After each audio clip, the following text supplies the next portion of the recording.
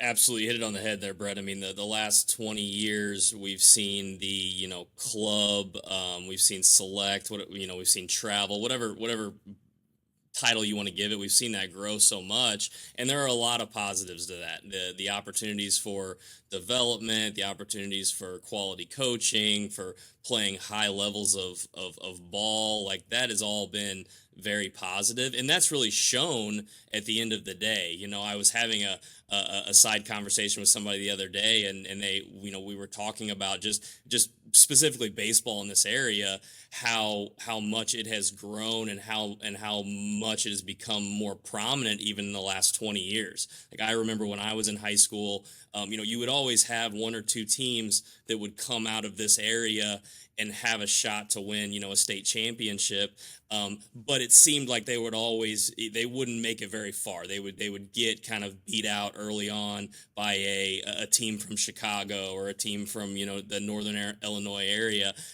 I don't feel like that's as much the case anymore. It feels like the teams that come out of this area at whatever level, 1A, 2A, 3A, 4, whatever team comes out of this area, has a good shot and likely goes on to win a state championship. And so, like, I think that's like just a small testament of how the uh, the addition of club ball, travel ball, whatever you want to call it, has impacted the area really positively from a player development, from a competitiveness standpoint.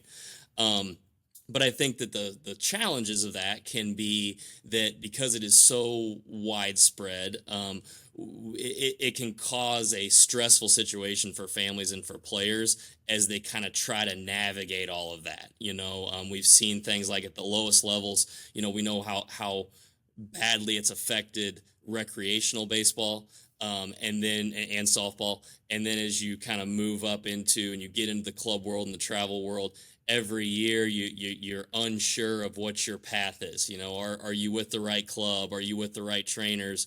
Are you in the right ear of the right people that can help you kind of get to that next step? And because there is so many options, that also causes a little bit of stress for families, and there's never that known of what, what's the path, or who's on the bus with my son or daughter to get them to the next level, and who cares about them. And so I think that with all of the positives that have come from that, and the level of play increasing, the stress to families has also increased. And so I think that's a real challenge. It's a real challenge. It's got to be talked about. It's got to be worked on.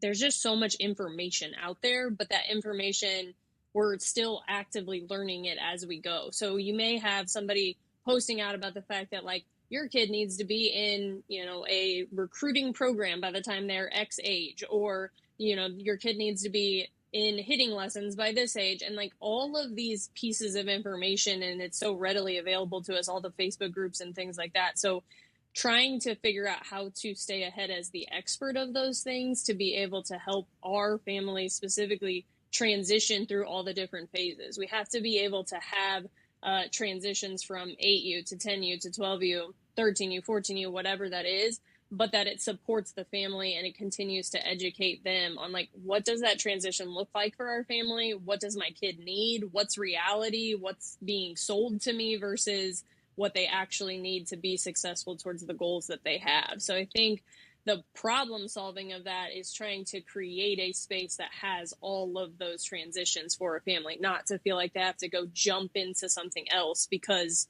what they're reading on Facebook tells them that they've got to go find it elsewhere, or they don't feel like they're supported in the place that they are.